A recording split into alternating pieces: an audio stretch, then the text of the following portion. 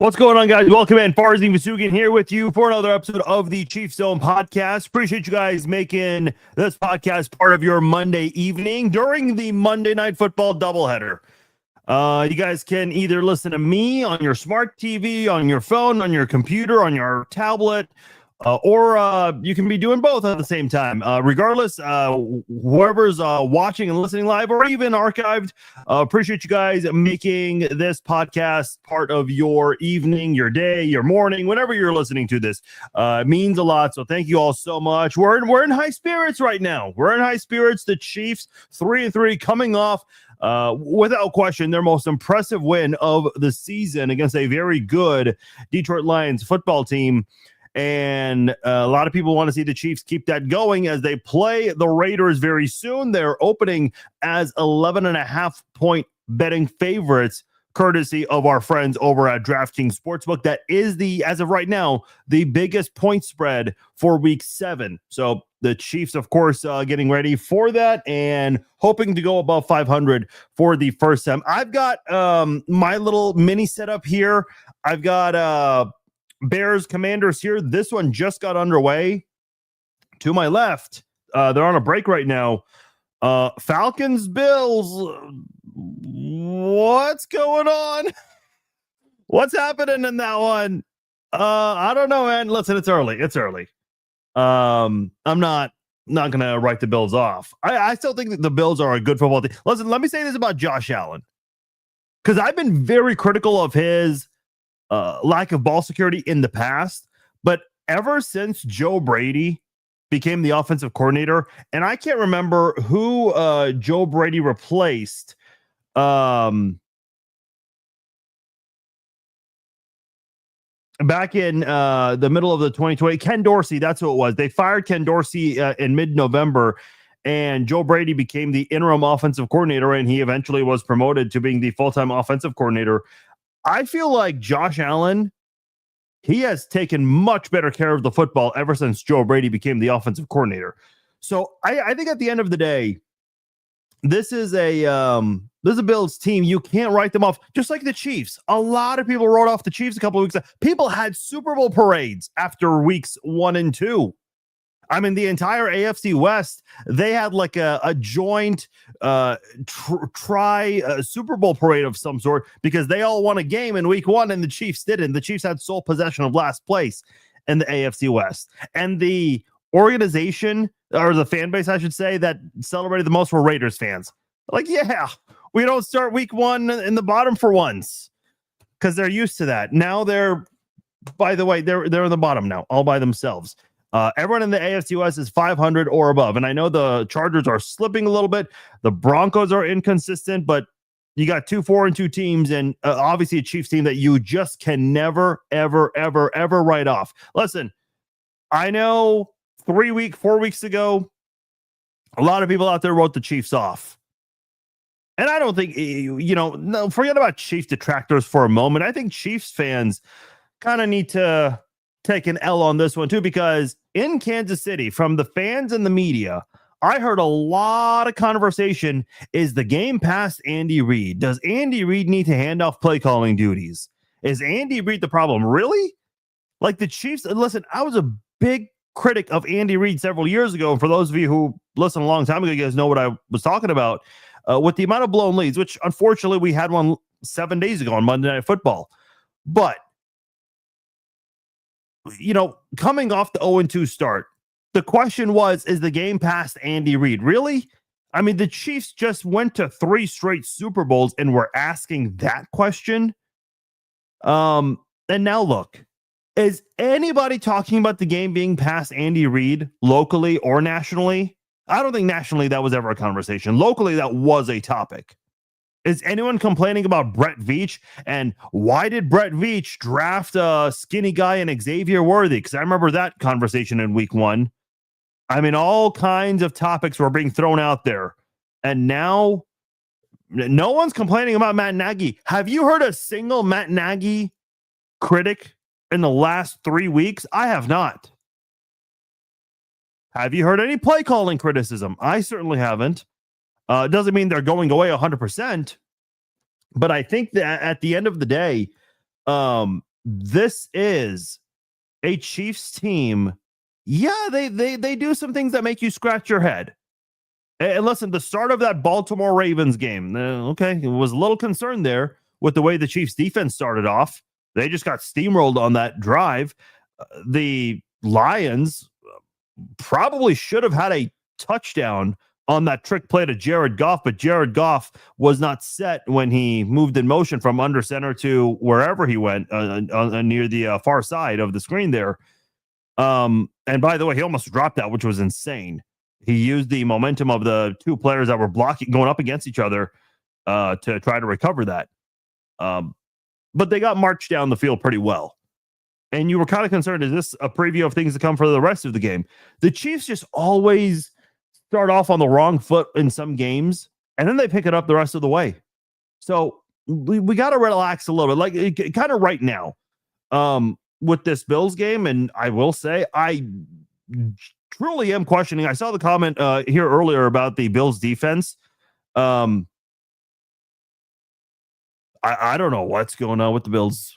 I mean, this is not the Bills football team we expected. Listen, I know a lot of us don't like the Buffalo Bills. We got that rivalry going on right now. But come on, let's be honest. And I know they had an easy schedule, but you can only play who's on your schedule. I don't like taking credit away from a team just because they beat up on a bad team. Like, you're supposed to do that. You're supposed to win those games.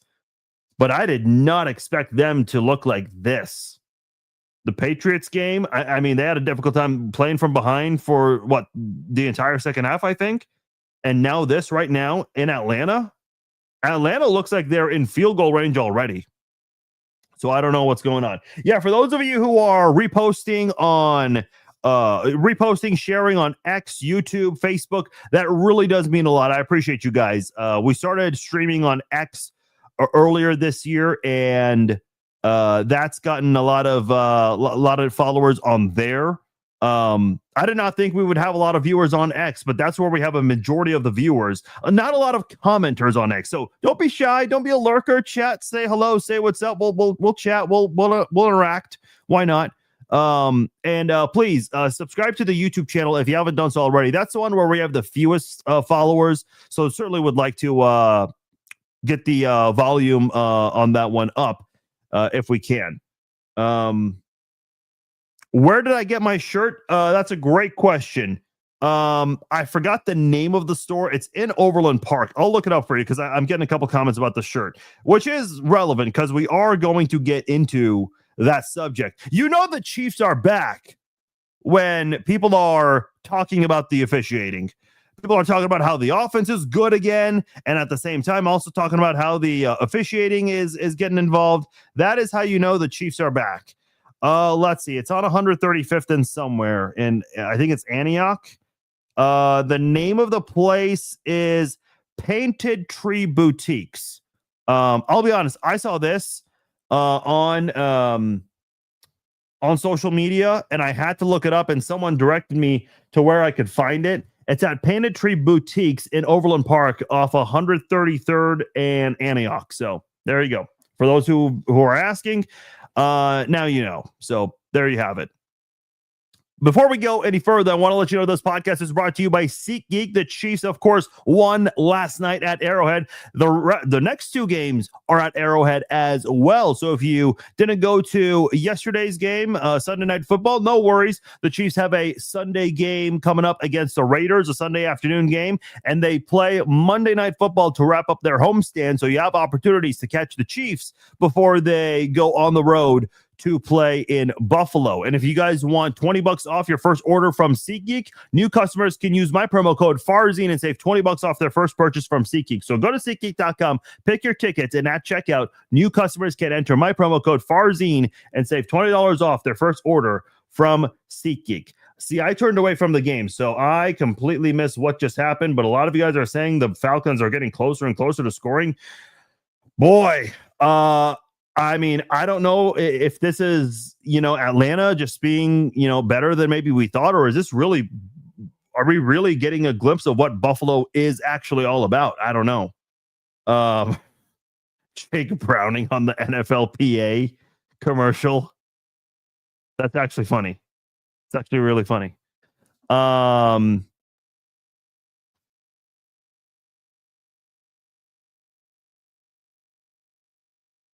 I apologize. I don't remember the designer who made this shirt. I could probably look it up. It's on the tag right there. But yeah, if you just take a picture and Google, we'll talk about the refs, we'll talk about the rings, and then following that, just add the word shirt. It should come up there. It should come up there. Here's my question to you guys. How are you feeling right now?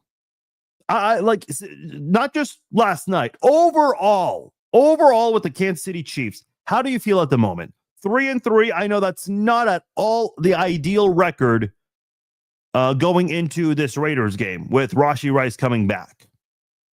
But I suppose recency bias does win often, right? You know, the NFL is so weird, and college football is the same way because you're only as good as how you were last week. So if you're coming off a win like the Chiefs are right now, what happened 7 days ago in Jacksonville on Monday Night Football? No one's talking about the Jacksonville game no more.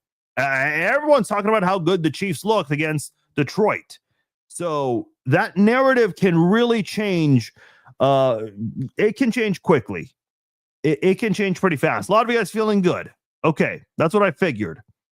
Andrew says still things to work on. Confident the team is getting those things fixed. Yeah, and I'm going to address a couple of those things in the chat later today on this podcast.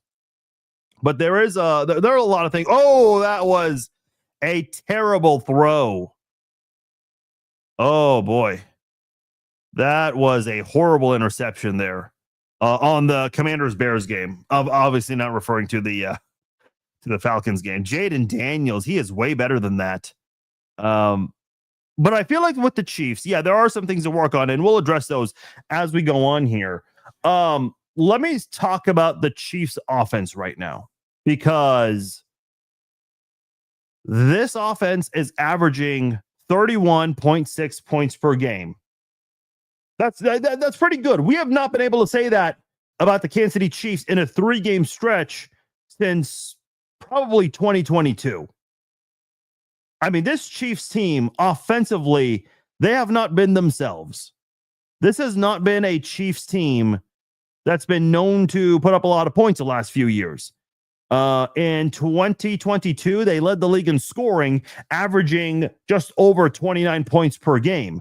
Let's see, 2023, the Cowboys led the league in scoring with almost 30 points per game. The Chiefs were near the middle at almost 22 points per game. 2024, the Chiefs were at 22.6 points per game. If you look right now, and this includes the first 3 games, obviously, the Chiefs, much better, averaging almost 26 points per game. If you're wondering who's in the top 3 right now, the 3 teams that are above 30 points a game, the Indianapolis Colts, which is crazy to say, and they've got the number 1 seed right now, probably will have the number 1 seed. I mean, their odds will go up if the Bills lose. But the Colts are averaging 32.3 points per game. The Lions, 31.8. The Lions were number 1 in scoring before today's game, or before Sunday night's game, excuse me. And the Chiefs made them fall to number 2. Buffalo at 30.6 points per game. What happened? What happened to the Bills? The Falcons didn't get a score, so I'm assuming there was a fumble of some sort that I just missed. But at the end of the day, those are the 3 teams that currently have 30 points per game for the season. When you look at the Chiefs in the last 3 games alone, they're averaging 31.6 points per game. If they were doing that all year long, they would have the 3rd best scoring output in the NFL, just above Buffalo and just right below Detroit. You got to feel pretty good about where the Chiefs are right now. And I'm going to try to do something here. I want to see how they're doing in the last 3 games compared to other teams. Kansas City is right now tied with Washington in their last 3 games. Obviously, Washington is playing in this game, so it's way too early to kind of include them in that right now. But the Chiefs are tied for the 2nd most points per game in the last 3 games. If you take the last 3 games for all NFL teams, because we have to consider the bye week is going on for some teams, or have already occurred for some teams. But Kansas City now, they're one of the better scoring teams lately. They put up 37 against Baltimore. They put up 28 on the road in Jacksonville. Should have had more, of course, but coulda, woulda, shoulda. And at home against Detroit on Sunday night last night, the Chiefs put up 30 points. The Chiefs are in a much better place right now with their team. You got to feel pretty confident about where Kansas City's moving. And guess who's coming back? Rashee Rice. Rashee Rice has had to watch from the side, not physically on the field, just at home, wherever he's been. And he's seen some growth. Tyquan Thornton stepped up before Xavier Worthy's return. Hollywood Brown and Juju Smith-Schuster contributed real well during the 3 games that Worthy was absent. And even with Worthy's return, those guys still continuing to get involved. And then you look at Xavier Worthy, and immediately the difference Worthy made with this team against the Baltimore Ravens. And you saw it against Jacksonville, how the Chiefs were able to move the football. Would have been nice to see some consistency on some of those drives there. I think the Chiefs did some things to kind of hurt themselves and have short-lived drives a couple of times that night against the Jags, but they still put up 28 points. You can't forget about the pick 6, of course. Could have had 3 games in a row with 30 points or more, but again, coulda, woulda, shoulda. They bounced back strong in this one where the defense holds the Lions to 17 points, the second time they've been held to 20 or fewer points, both times against good teams. Imagine that. And then the Chiefs go out there and put up a 30 on them. There were a lot of people who were confident the Lions were going to run up the score on the Chiefs. A lot of people had that confidence. But when you look at everyone's loving the shirt, man. Everyone's loving the shirt. Juju's okay. When he was doing his post-game interviews, the dude looked fine. He looked just fine. Boy, the Bills can't get anything going since that first drive.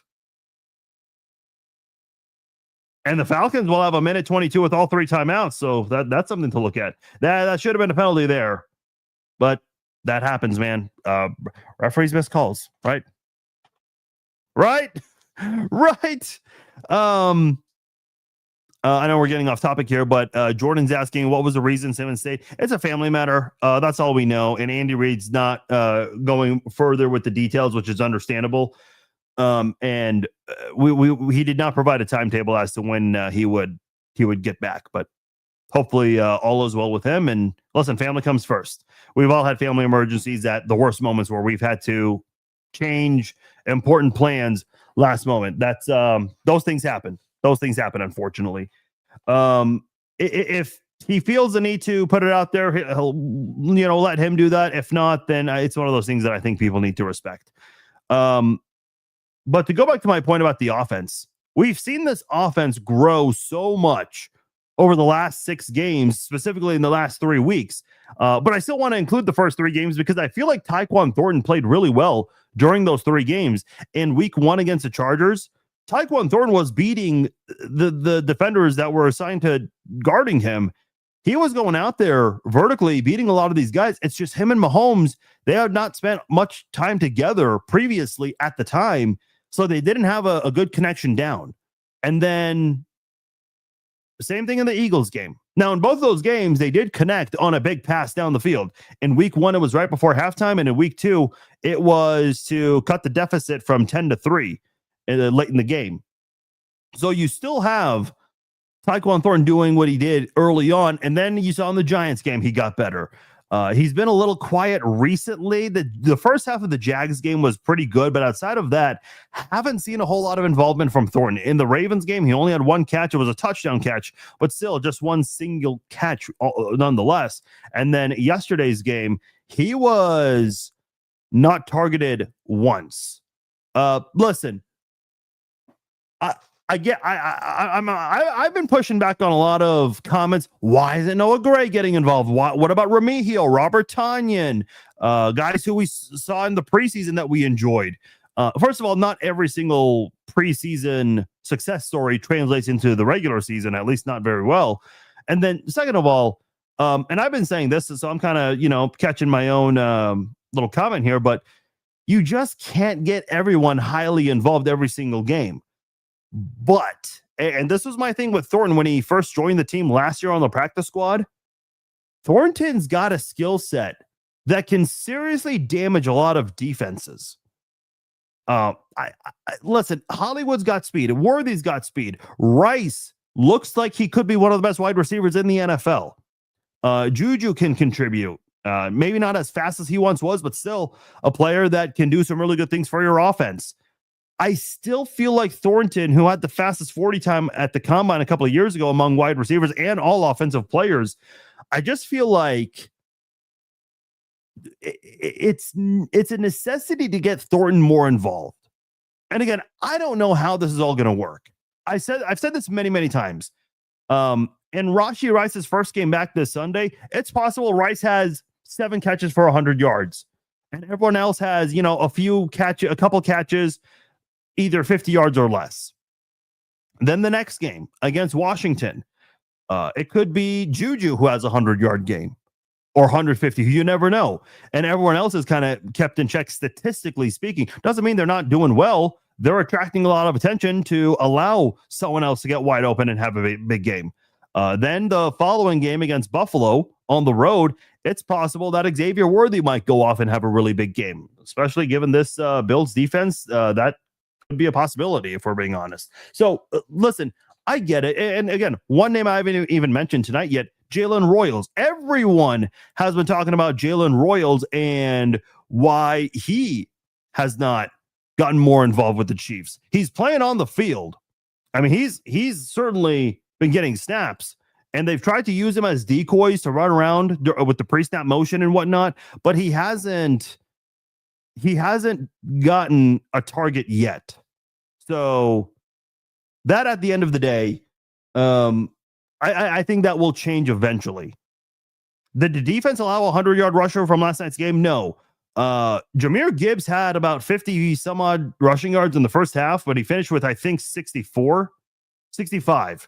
So, and listen, you want to know why? You want to know why he didn't finish with 100 yards when he probably should have? Because the Chiefs had a 2-possession lead for a majority of the second half. And what does that tell you? The Chiefs offense helped out the defense. The Chiefs offense had a 2-possession lead. And when you have a 2-possession lead, especially in the second half, the team that's losing has to abandon the run game, even if that is their biggest strength on their football team. Listen, Detroit has a lot of strengths across the board. They've got a top 5 tight end. They've got one of the best receivers in Amon-Ra St. Brown. They've got probably the best 1-2 duo in football right now at the running back position. So oh boy.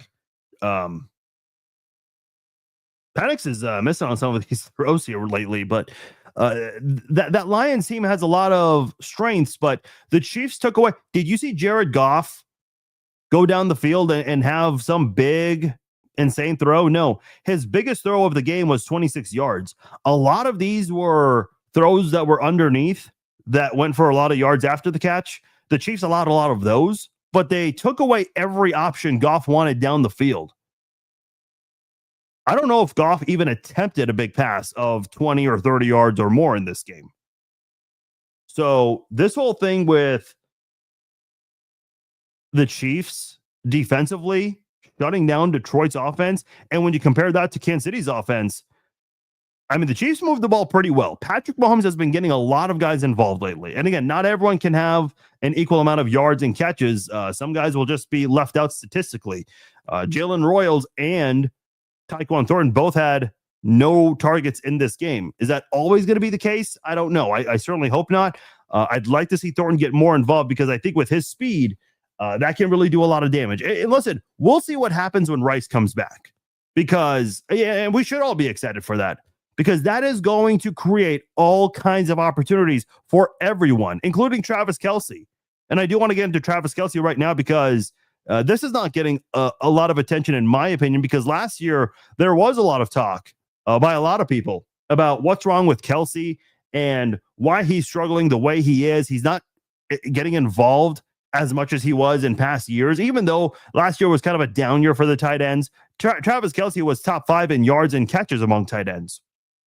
I don't think he's there right this moment. We still have, we have 2 games going on. We have 4 teams playing, and I know bye weeks are going on now. So it's not going to be fair to judge that completely, but that's just the way things go. Everyone's eventually going to have their bye. But Travis Kelce playing much better this year in terms of getting involved. Travis Kelce last year was averaging 8.5 yards per catch. That was the fewest he ever had in a single season. Right now, he's averaging 11.5 yards per catch, 3 yards more. So the way Travis Kelce is getting more involved right now is significant for this offense. And I think it helps the way Tyquan Thornton's played. Hollywood and Juju are getting involved. You have Xavier Worthy back now, and I think that's certainly made a difference as well. So those kinds of things, I think, certainly help.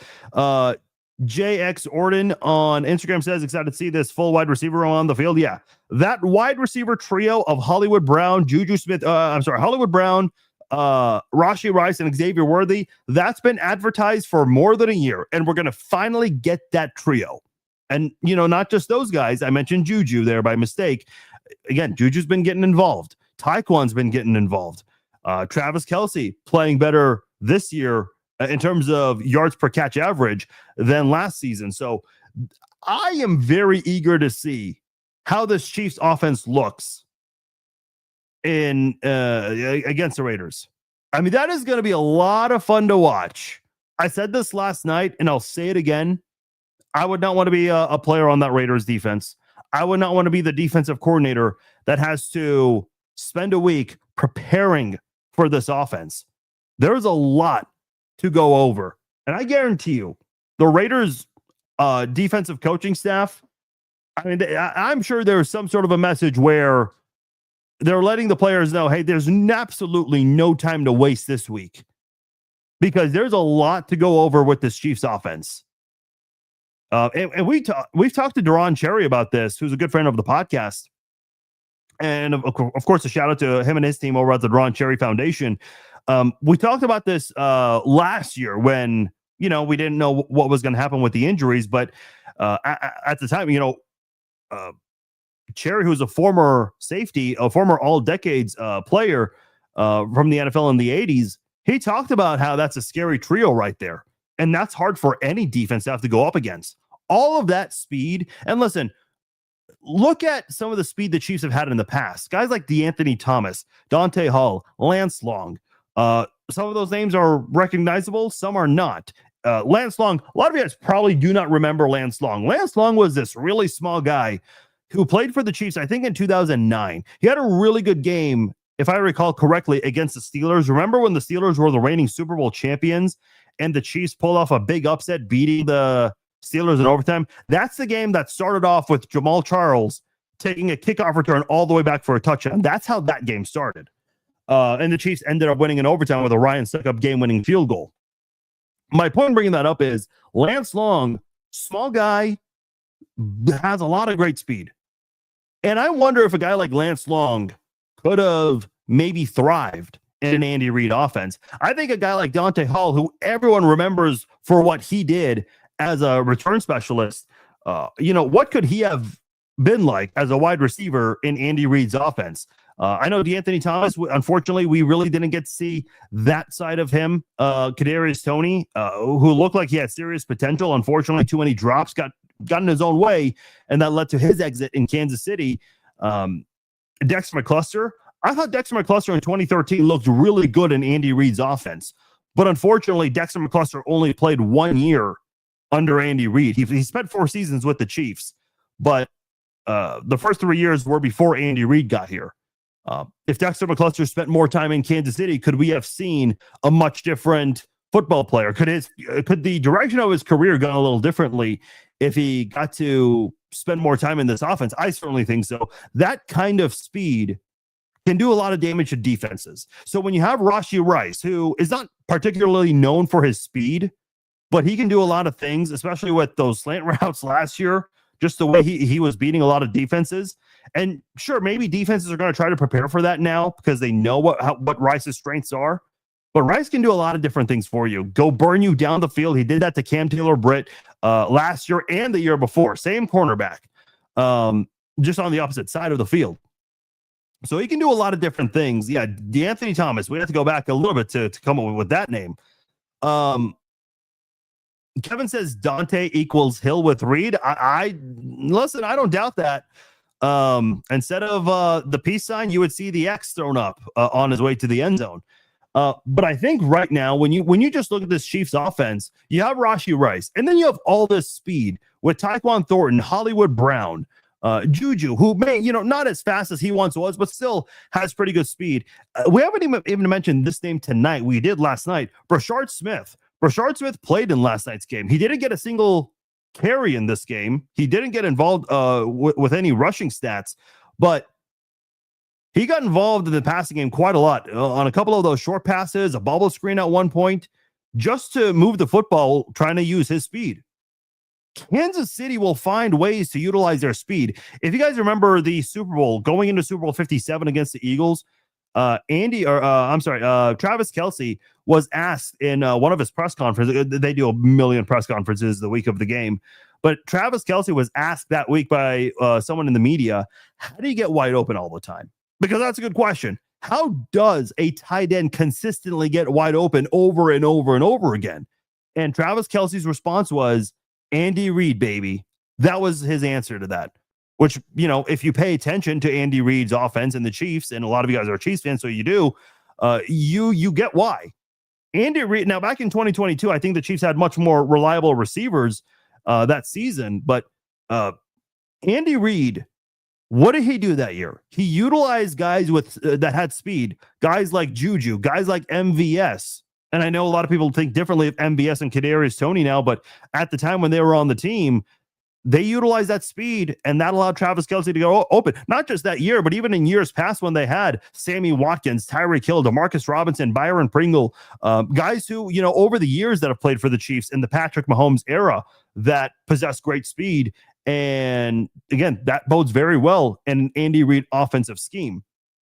So for that whole thing, this Chiefs offensive unit is going to be a lot of fun to watch moving forward. And I feel bad for the Raiders because they're going to be that first team that has to deal with Rashee Rice coming back, Travis Kelce, who clearly is playing much better and is getting more involved now than he was last year.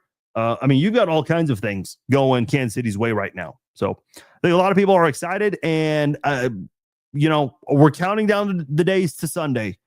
I'm glad it's not a primetime game because I don't know if I can waiting all day for Sunday. I don't think I could do that again. I need to see that team at 12 o'clock kickoff. It is a 12 o'clock game, is it not?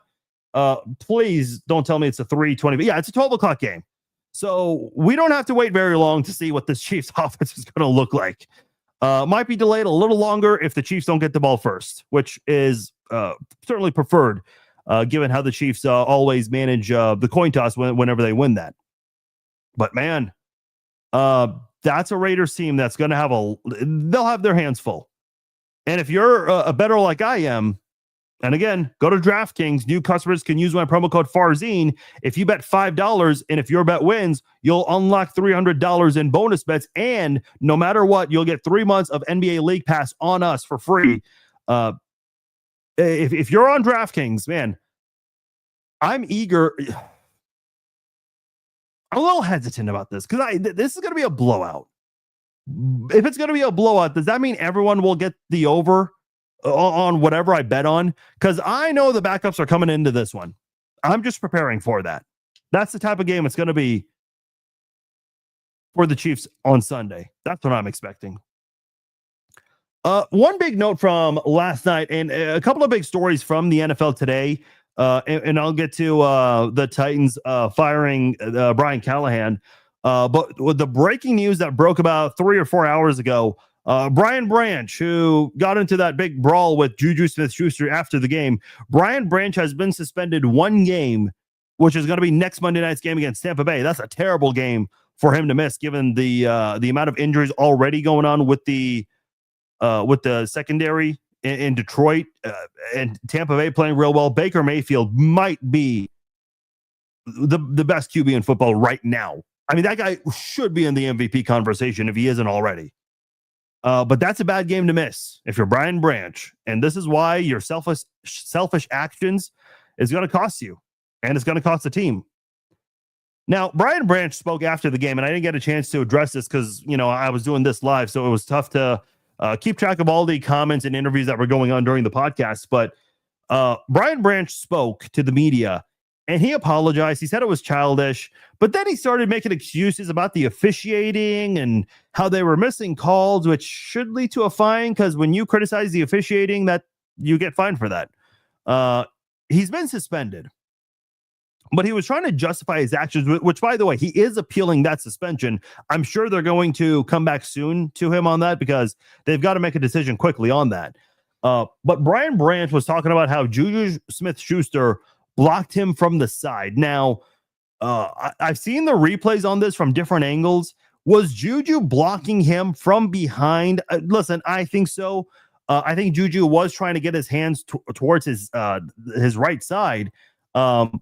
But I think some people are making the argument that if you look at their lower bodies, you can see that Brian Branch's lower body is clearly in front of Juju's, and that should be considered an illegal block in the back. Listen, I'll say this. I've seen a lot of blocks like that in the NFL, and I don't see illegal block in the back called. I mean, everyone wants to watch every single Chiefs game under a microscope, and whatever penalty is called, people are going to make a big deal about it. I remember in the AFC Championship game against the Bengals when Joseph Osai got hit with that penalty where he hit Mahomes. It was a clear hit out of bounds. But then I remember on Around the Horn the next day, one of the panelists said something to the effect of how a late hit out of bounds should not constitute a 15-yard penalty. Where was that opinion before that game? No one said anything about, whether a late hit out of bounds should result in a 15-yard penalty until that game happened. And now in a situation like this where, we're now suddenly talking about illegal blocks in the back, which happen all the time. I've seen worse illegal block in the backs not get called. No one said anything in that moment, but after Brian Branch said something publicly, that's when people made a big deal about it. I guess there was another issue earlier where Patrick Mahomes ran in a touchdown before halftime. And when Mahomes clearly already got the touchdown, Brian Branch goes up and tries to hit him. I don't understand defensive players who do that. Like, someone clearly already passed the goal line. It's a touchdown, and you're going up to them trying to get the ball out of their hands. Like, what are you trying to prove at that point? The call has already been made that it's a touchdown. And so Mahomes does a little bit of a flex and a taunt at him. Is he going to get fined for that? Probably. It's a little hard to tell if Mahomes is looking straight at him, so that might be something that the league is going to review and look at. The league is pretty strict on those taunting penalties, so not that there was a penalty, but they'll still fine them for it, whether they were penalized or not. But it's like, okay, you're mad about the taunting. You're mad about the illegal block in the back. Here's an idea. Play better. There was one point where Patrick Mahomes goes for the pump fake. He got Brian Branch to bite. And what does Kingsley Suamataia do? He knocks him on his back. Like, dude, you just sucked in this game. Take the L. It's much simpler that way. It's also less humiliating as well. I thought if you were within 1 yard of the line of scrimmage, there was no blocking in the back. I don't know. Hey, Jacob, why don't you call into one of my postgame shows? I always invite people to call into my postgame show if you want to discuss how the Chiefs are the only ones that get away with anything, but no one wants to do that. No one wants to do that. I mean, it's funny. I've told people, if you can prove me wrong that the Chiefs are the only team that get away with these kinds of things, show me the video of it, and I'll buy you 5 different jerseys from your favorite football team. But no one does it. I mean, listen, you can find these videos. They're on YouTube. They're on NFL Plus. I mean, they're not impossible. You don't have to be someone special to gain access to the footage here. Everyone knows how to screen record on a smartphone these days. So if you want to prove me wrong, I mean, go put together a YouTube video and send it to me. But no one's been able to do it. Anytime I ask someone to do that, no one does that. But hey, what do you know? People just want to bitch and whine about the refs and cry because their team didn't win. Go figure. I do want to get into the Harrison Butker situation because, one last thing I want to talk about with Travis Kelce. I forgot about this. Let me just show it to you guys on the screen here because this is pretty significant. So look at this. Remember all those people who said Travis Kelce's washed up? Remember that? So you see Hollywood Brown right here, right? That's not. This is the second week in a row I've done that. There we go. Fumble on me right there. Okay, there's Hollywood Brown with the touchdown. Now, why was Hollywood Brown wide open on this play? Does anybody know? Somebody was covered pretty closely on this one. Who was that? Let's move the camera around and look. Oh, who's that 87? Oh, everyone knows that guy. That's Travis Kelce. And who are all those players in the white jersey? Oh, those are Detroit Lions players. Why are 1, 2, 3 Detroit Lions players so close to Travis Kelce, but they're not doing anything about this wide open speedster named Hollywood Brown? Why are we not? What's going on here? Because I was told that Travis Kelce can't play anymore. I was told Travis Kelce is washed up and at 36 years old can't do anything anymore. The Detroit Lions missed that memo. The Detroit Lions felt the need to put 3 guys on Travis Kelce in the end zone. And like I said earlier, when we talked about Rashee Rice coming back and what that's going to do for your offense, this is what's going to happen. They're going to double team 1, maybe 2 guys. That's going to leave the door open for the rest of your offense. You never want that to happen.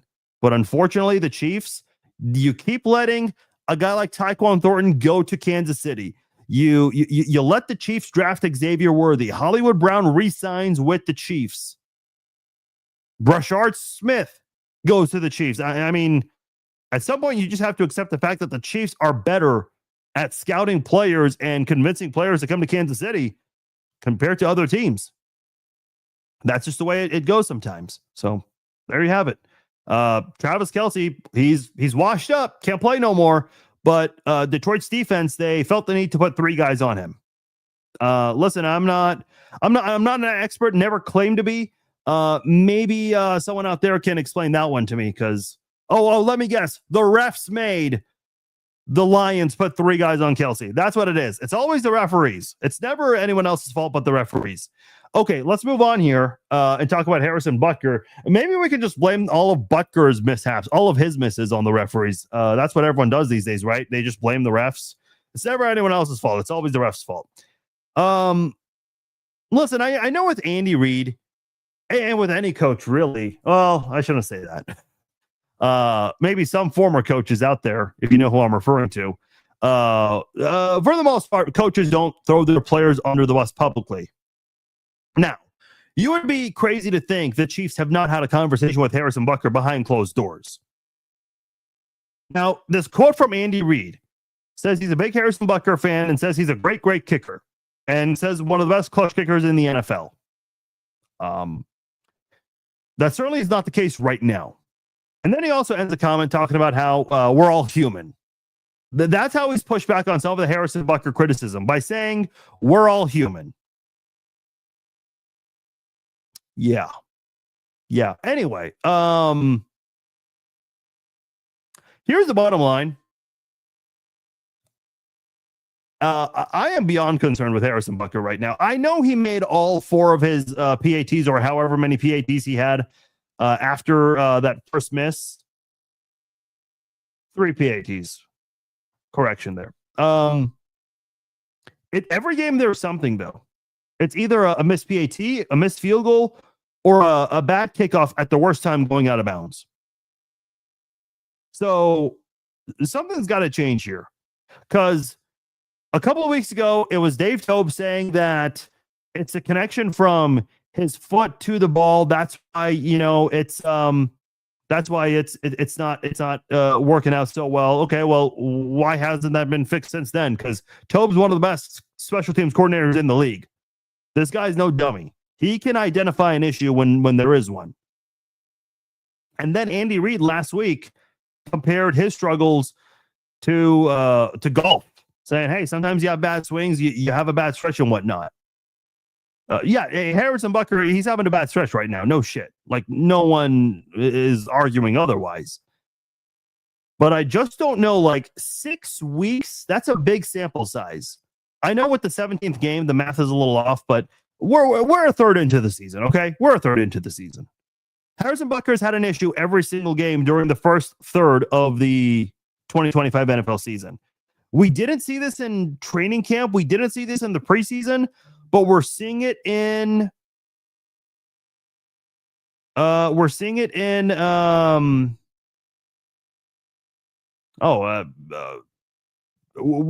right now. Sorry, there's breaking news that just came in. Listen, let me just wrap up with Butker because we do have to address this comment that's coming in here. But with Harrison Butker, listen, I don't know what it is. Aaron says I sounded the horn 3 weeks ago. Listen, you guys know me. I am patient with a lot of these things. People are so quick to want to call someone a bust 1 or 2 games in. It's like, slow down a little bit. Because I saw a lot of people complaining that Josh Simmons had 4 penalties in his debut against the Chargers. It's like, it's his rookie debut. Let's slow it down a teeny tiny bit. He'll get it together, and he has gotten it together. Unfortunately, they don't play this week, and again, hopefully all is well with him. We'll see. But as far as the rest of the season's gone for Butker, I mean, this is not a 1 game, 2 game, 3 game thing. This is 6 games. So I feel the Chiefs are kind of in a situation where they just need to. Are the Chiefs going to cut him? No, he's the highest paid kicker in the NFL. This is not. The Chiefs are not letting him go. I'm telling you right now, they're not letting him go. Would they consider bringing in a second kicker or putting Butker on IR? That is certainly a possibility. I don't think we can dismiss that. I mean, that's just the way things go sometimes. Maybe they consider a second kicker. I don't know. But something's up. And I think we've got to be honest with ourselves and not sugarcoat everything. Again, I understand the Chiefs are never going to publicly throw anyone under the bus. That's not what they do. But man, there has to be some sort of conversation that's being had behind closed doors about all of this. There's no way that's not happening. Like, every single time Butker went out, listen, the Chiefs went for it on 4th down at one point and failed. They should have had an easy chip shot field goal at that point, but they're scared of Butker at this rate. I know Butker went out there and got another field goal. I think that's where I got the 4 from because I was thinking of a 4th field goal. So he made 3 PATs and a field goal. So he did make 4 kicks altogether in this one. Now, I'm not going to sit here and say, oh, well, 4-5, no problem. You still got to make those points, man. Chiefs should have had more points in this one, but because of the miss earlier and the concern and foregoing having a Butker out there going for it on 4th down instead, that led to the Chiefs being held to 4 fewer points in this game than what they should have had. I just hope it doesn't cost the Chiefs in a game. Here's, for those asking, what is it going to take? They're not releasing him because, again, he's under a hefty contract. However, what it will take is if Butker misses either a chip shot field goal or a PAT to tie or win the game. If that happens and that costs the Chiefs a game, that's when you'll see a second kicker come in. Until then, they're not changing anything here with that operation. I know a lot of you guys don't want to hear that. I know for non-football related reasons, people want Butker out.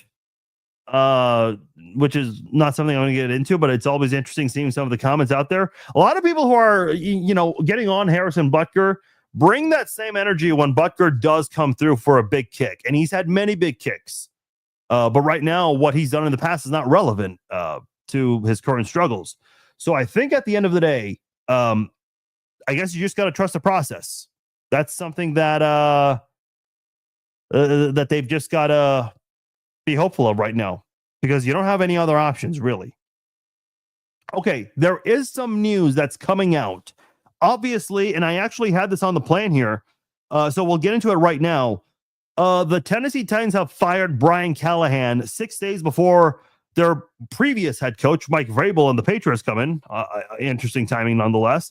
Listen, Brian Callahan just kind of reminded me of Todd Haley with the sideline interactions and the way he would answer some media questions. Haley never really got aggressive with the media. Sometimes he would fire. I remember he would fire like a friendly jab to Nick Wright. That was always fun. I remember Nick Wright asked a question once that Haley did not appreciate. And Haley goes, well, it's almost like when I listen to sports talk radio on the other station. I thought that was funny. And listen, I'm sure Nick Wright, looking back, thinks that was funny as well. I mean, listen, who won the battle at the end of the day? Nick Wright's at a national stage now. But I digress. The point I'm trying to make here is Callahan just really reminded me so much of Todd Haley with all the sideline interactions. Here's the issue, though.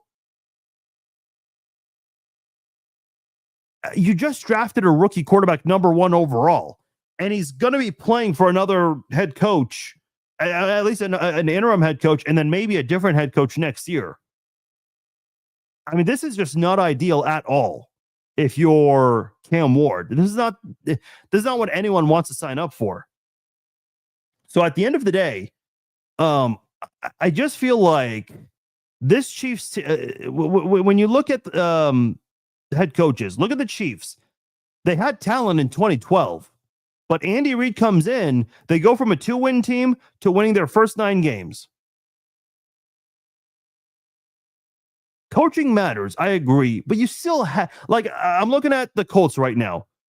Look at the Colts. They're winning games with Daniel Jones as their quarterback. The number 1 team right now in the AFC, if the playoffs started today, would be the Colts. But you still have to put good talent around somebody.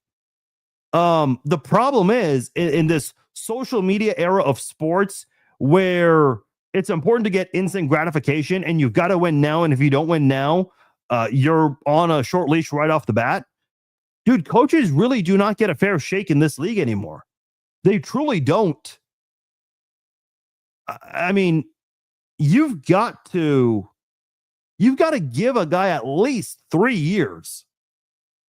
Let him have the coaching staff he wants to have.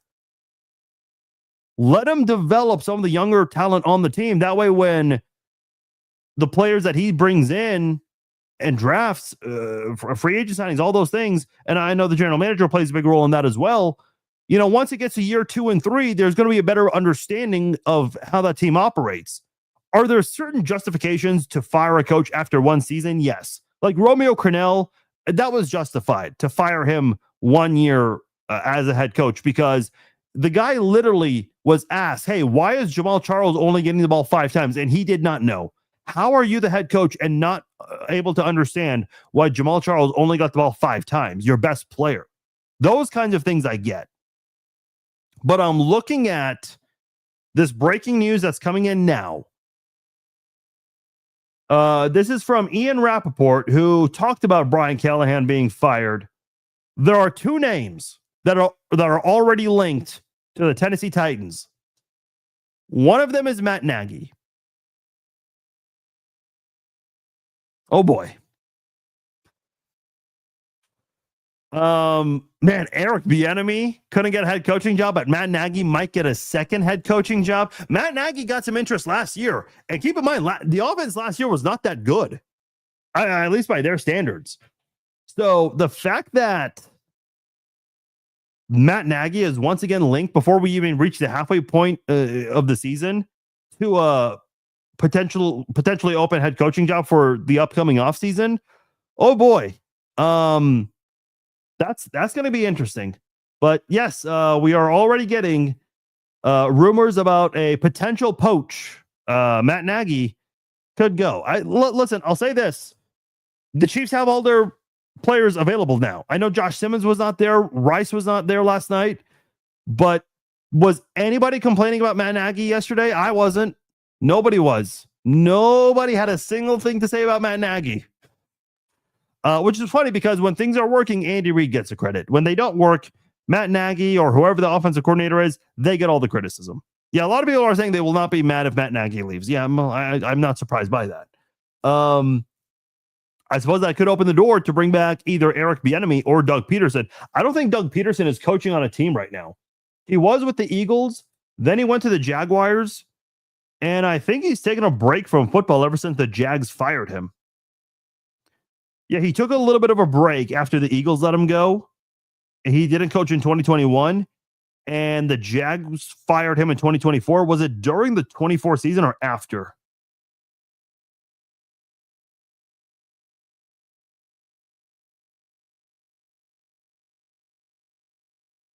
Yeah, he finished the season with the Jags. But I guess from the research I'm doing, they were aware that he was on the way out. So he's taking a break from football right now, perhaps waiting for the right opportunity. So if you're Kansas City, I think, there's always a possibility that they could just hire within and promote someone. But it's either bring back Doug Peterson or Eric Bieniemy or promote someone from your offensive coaching staff. Aaron says bring in Kingsbury as offensive coordinator. Oh boy. Would that not be crazy to reunite him with Patrick Mahomes? For those who don't know, Cliff Kingsbury, former head coach of the Arizona Cardinals, he was the head coach of Texas Tech when Patrick Mahomes was there. So I suppose that is a potential candidate to be aware of.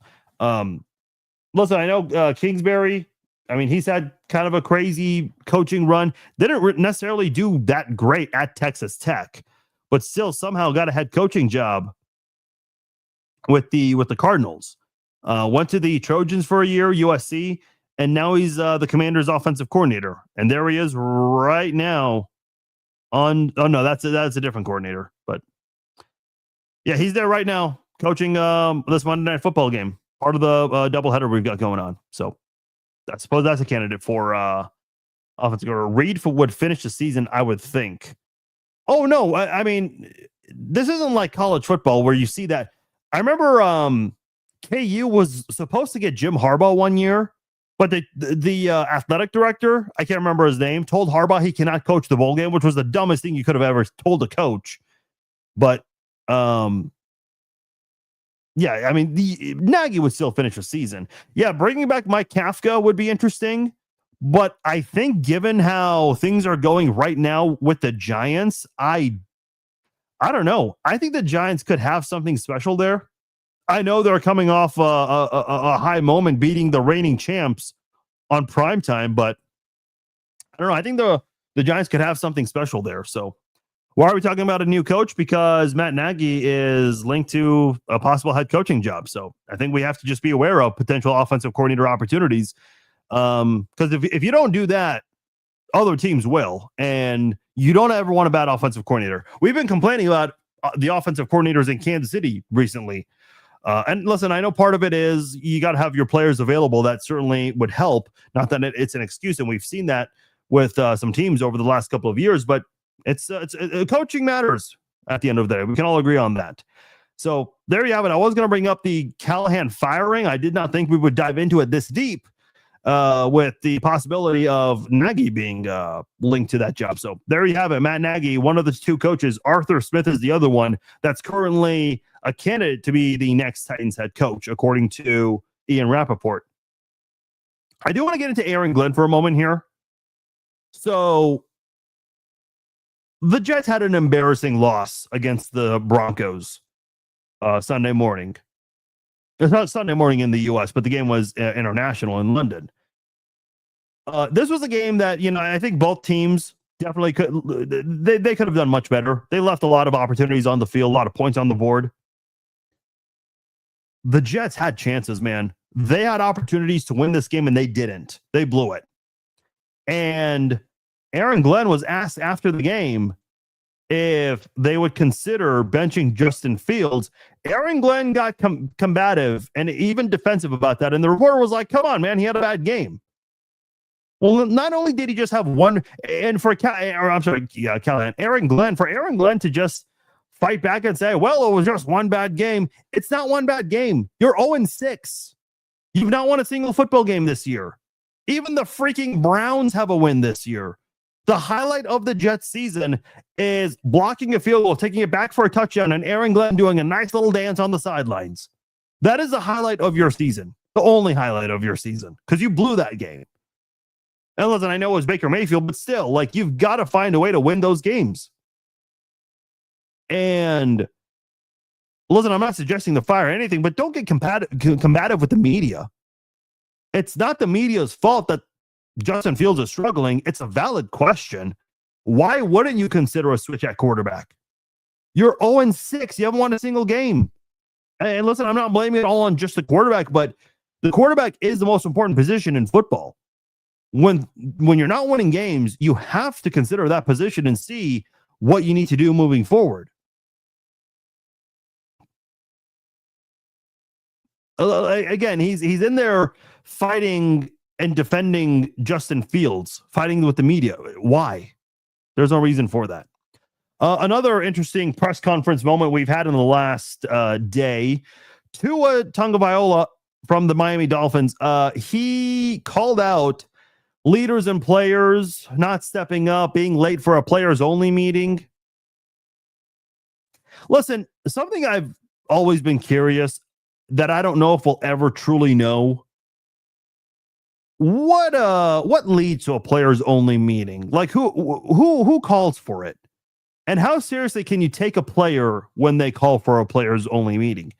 If Patrick Mahomes, Tom Brady, Drew Brees, Aaron Rodgers, Peyton Manning, if players of those calibers, and listen, I'll even include guys like Joe Burrow and Josh Allen, Lamar Jackson, guys who've had success in the NFL, maybe not at all at the same level as Patrick Mahomes, but have had some success to the point where they're clear-cut leaders on their respective teams.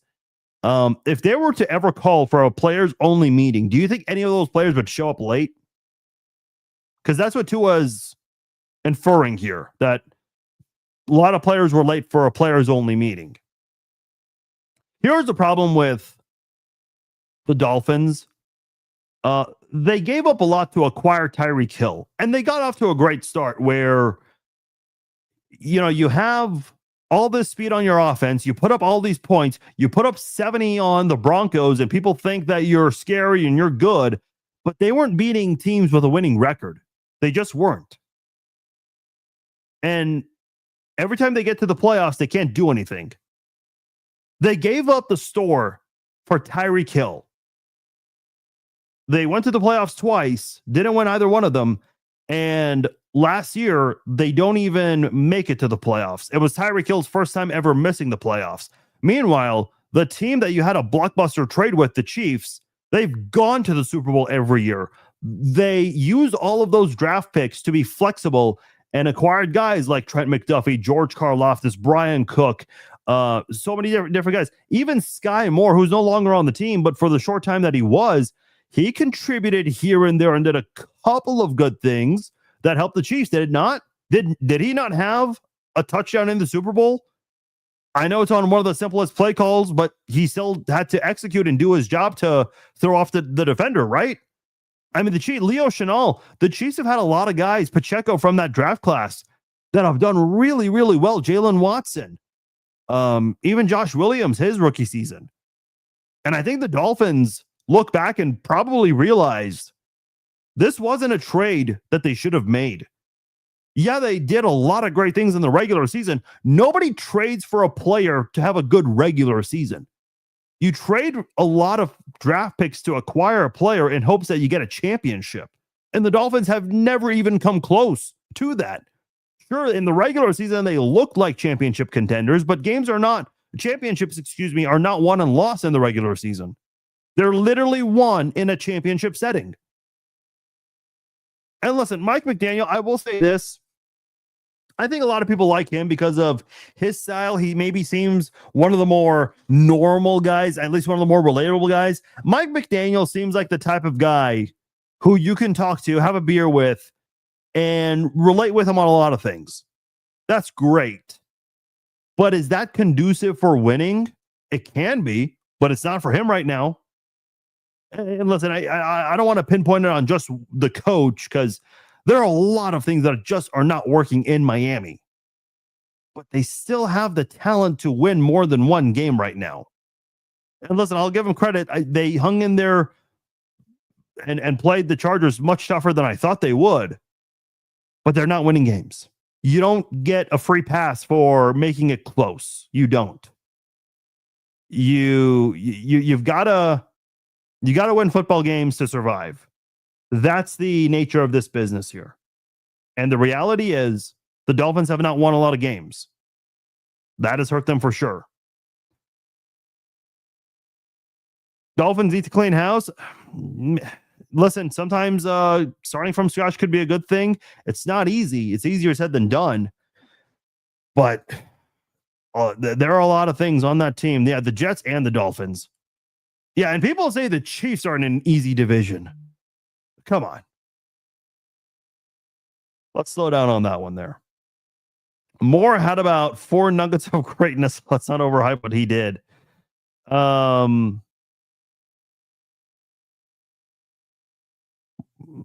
Let's see if Instagram has any comments here. Bills are about to lose to Atlanta. I mean, I'll be honest, I've not paid attention recently, so I see the Bills scored at some point. It's almost the end of the third quarter. The Buffalo Bills are not this. See, here's my thing. I think it was the same year. I think it was the same offseason Tyreek Hill got traded, or the year after. Actually, I think it was the year after. Because every offseason, it's, hey, the Bills have the most talent, and they have this, and they have that. But whenever they're getting ready to play Kansas City in the playoffs, Bills fans are so confident, and not just Bills fans, a lot of people in the national media are confident that Josh Allen is going to finally get over the hump and beat Patrick Mahomes head-to-head. But when Josh Allen doesn't do it, it's not his fault. It's somebody else's fault. It's the referee's fault for not measuring the first down right. It's Dalton Kincaid's fault for dropping that pass on 4th down. It's the coach's fault for not kicking off the ball properly in the 13-second game. It's Tyler Bass's fault for missing, even though Allen missed a wide open Shakir in the end zone 2 plays before that. Everything is someone else's fault but Josh Allen's. And I've never been a big fan of that. You're paying this guy big money, but it's not his fault. It's everyone else's fault but his. Come on. What are we doing here? By the way, in the Chiefs game, a lot of people are complaining about Travis Kelce getting away with a catch he should have not gotten away with. And they're, upset that the Chiefs went fast and got a snap off. I think they ended up stopping the play because of a penalty on the defense. But I mean, that's what every NFL offense does. When they have a play that's real close, they quickly go to the line of scrimmage to run a play. Just any play. They don't care if it's an incompletion. That was a dangerous throw by Josh Allen there. Jesus Christ. Dude, Kansas City's 4-man rush better do something against Josh Allen in a few weeks. But again, it's just like, what do you blame it on? It's always someone else's fault, but his. I'm not a fan of that. For once in your life, you'd like to see the Falcons win? Yeah, I think a lot of us feel that way for sure right now. They just got a first down on that holding penalty there, so Buffalo staying alive. Listen, I'm telling you, man, let's look at Kansas City's schedule for just a moment. Oh, by the way, to go back to the Kelce thing, I apologize. I've been getting sidetracked a lot tonight because of the doubleheader, but that's what NFL offenses do. All 32 offenses do it. They practice that situation. Hey, the coaches will tell them, if there's a close play, get your asses to the line of scrimmage and let's just run a running play. They know what the play is beforehand. They know the drill. They've practiced it. The Buffalo Bills tried to do the exact same thing. Shakir had a catch near the sidelines where it didn't look like he had both feet in bounds. Oh, what happened was his right foot was in bounds. So was his left foot, but the right foot touched the white part of the out of bounds line before his left foot could come down. And Josh Allen got his teammates up to the line of scrimmage, almost ran a playoff.